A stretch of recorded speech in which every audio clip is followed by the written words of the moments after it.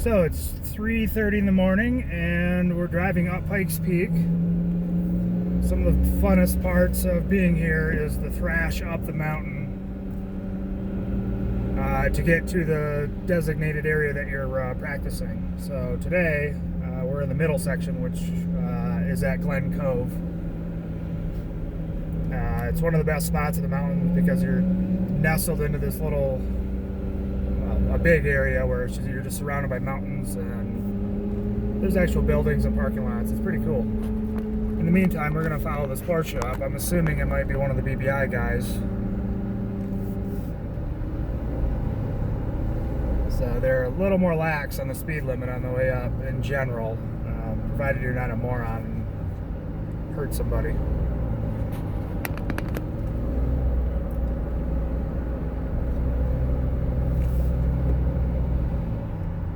All I gotta say is I wish I could do this in a Porsche, but my F-150 will do.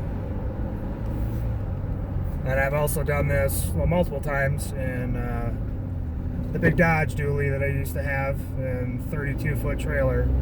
Really no slower than how I'm going now. So that was fun.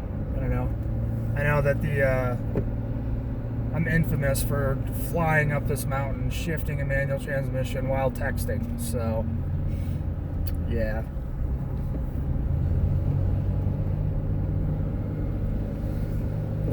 But the other cool spectacle, obviously you get to drive the course, but as you climb, you look up and you can see the row of trailers climbing into the mountain, climbing up into the sky. It's pretty, there's nothing like it.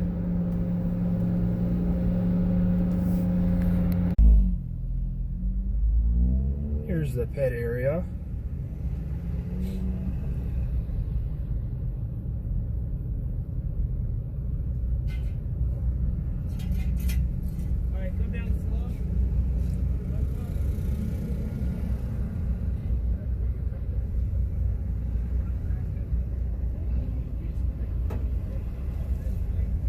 It's always busy in the morning. And we're going to continue up to Glen Cove.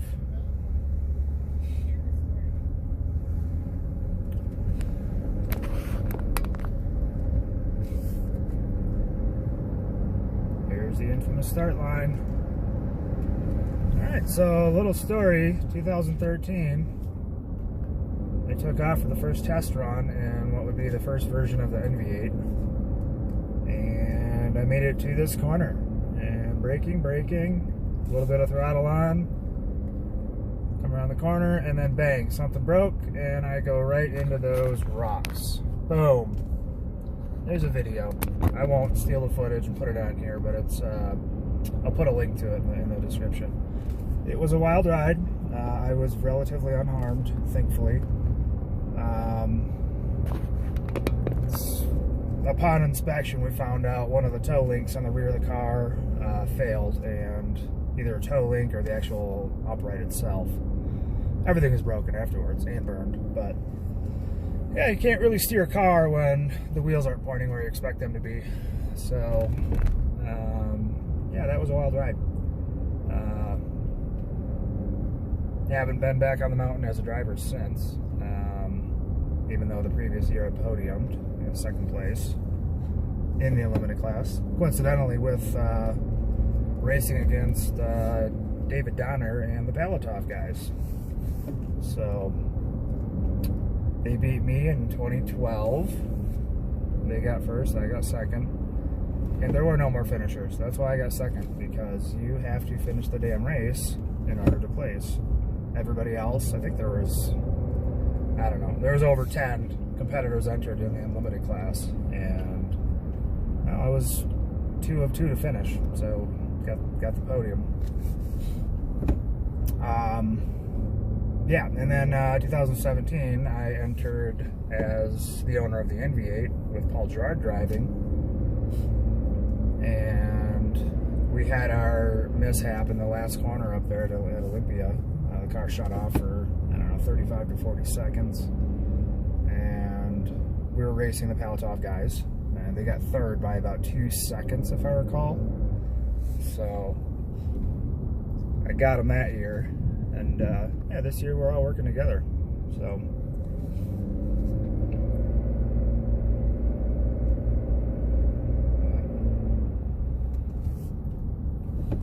Yeah, I don't know. It's hard to quantify how tight Pikes Peak is until you're on it. Because all the GoPro footage, they're all wide angle. And it is extremely tight. So all the testing you can do in the world is almost worthless until you get here as far as car setup. Down here it's pretty smooth, but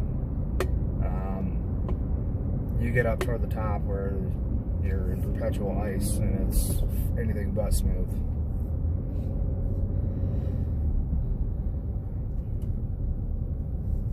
And that is Engineer's Corner, where I went off in 2012.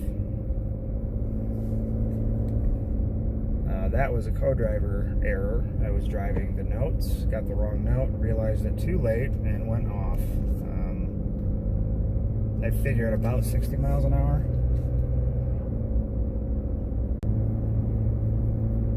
And then this is Picnic Grounds, which is traditionally where it's the fastest point of the course, and it's a pretty big straightaway followed by this corner. Up until yesterday, we had the second fastest draft speed through there of 147 miles an hour, which Paul Gerard did in 2017. This year, Robin Shute in his little Honda-powered Wolf car did 158 miles an hour, which is, I believe, an all-time record. Followed by Reese Millen at 152, and then us at 147. Someone might have done something fast at 147. I don't remember now. I think it was last year, but anyway, lots of fun little history. Yep, here's a hairpin. You can't even try to turn the camera so you can see. It's the first of many technical hairpins right there.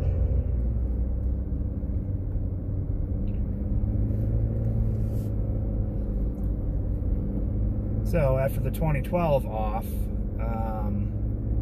stayed up all night and thrashed to fix the car.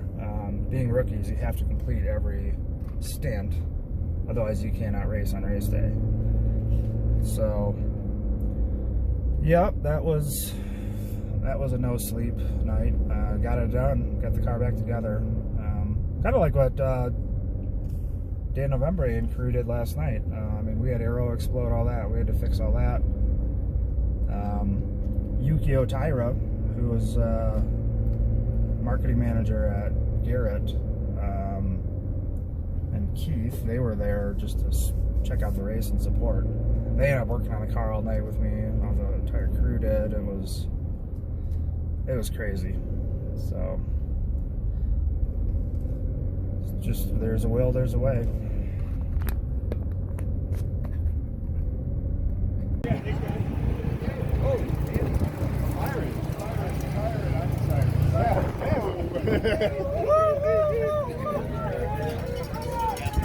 I did the inside.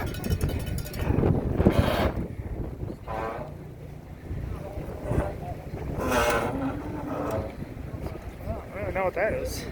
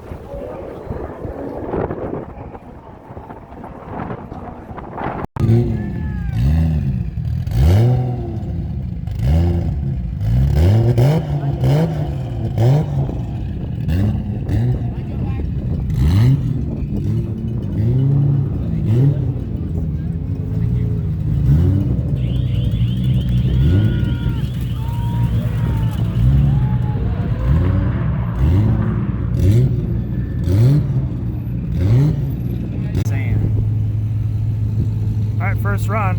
Yeah. What is it? Third overall? Third overall.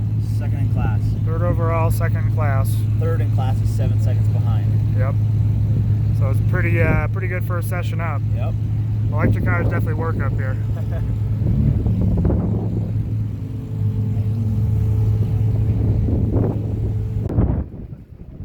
This is run 2. Let's see if we can get any faster.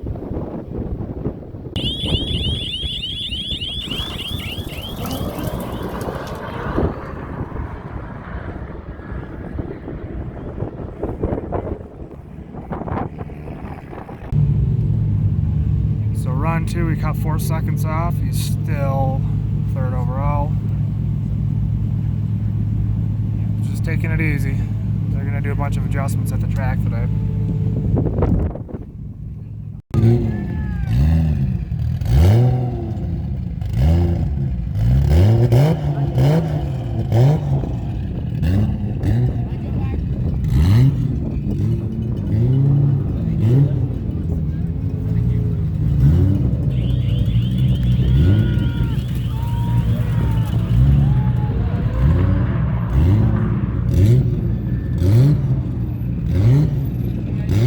So Greg ended up with a 2-minute 35. Good enough for 4th overall in this section. By someone got ahead by about 600 thousandths. So they're gonna go up to PPR and do some testing, and I'll tag along and see what we can do. Pikes big bites.